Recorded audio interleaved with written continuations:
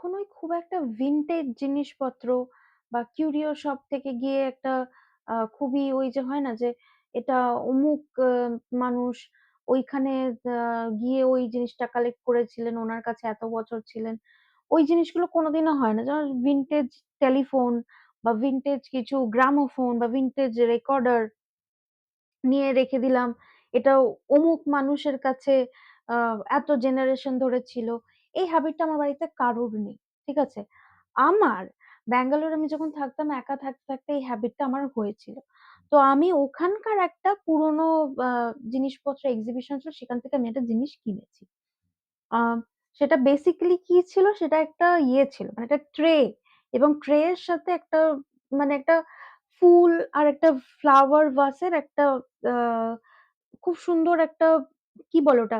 সেরামিকের ফুল flower vase এরকম একটা ছিল। তো আমার জিনিসটা এত পছন্দ হয়েছে যে আমি কিনে নিয়েছিলাম। আম তো তারপরে যে ঘটনাটা ঘটে যে আমি প্রায় দেখতে পারতাম যে ওই জিনিসটা না টেবিলের উপর রাখা আছে, টেবিল থেকে একটু নড়ে গেল। এখান থেকে একটু এদিকে গেল। এবং আমার বারবার নজর ওটার দিকেই যেত। তো তখন আমি কি করলাম, আমি এই জিনিসটা আমার এক বান্ধবীর সাথে শেয়ার করলাম। তো আমার বান্ধবী বলে যে, "কিছু, কিছু জিনিস একটুখানি ম্যাজিক করা থাকে। কিছু, কিছু জিনিস স্পেশালি সেটা যদি অন্য কারোর হয়, এগুলো একটুখানি আ ওর মধ্যে কিছু স্পেলস দেওয়া থাকে, কিছু আ বলে দেওয়া থাকে এটসেট্রা, এটসেট্রা।"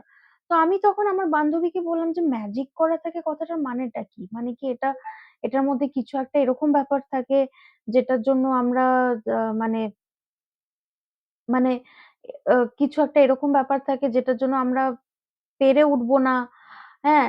মানে লাইফ এ ফোকাস করতে পারবো না এরকম কি? তো আমার বান্ধবী বলে যে, "না, সেটা এক্সাক্টলি নয়। এটা অ্যাকচুয়াল ব্যাপারটা হচ্ছে যে আপনি আ মানে মানে বলছে যে ওই জিনিসগুলো যদি কারোর খুব পছন্দের হয়, তাহলে অনেকে ওটার মধ্যে কিছু জিনিসপত্র দিয়ে রেখে দেয় এবং সেটাকে নাকি ম্যাজিক বলে। তো আপনি কি জানেন বা তুমি কি জানো যে এটা রিয়ালিটিতে অ্যাকচুয়ালি কিরকম হয়? আমার তো জানা নেই।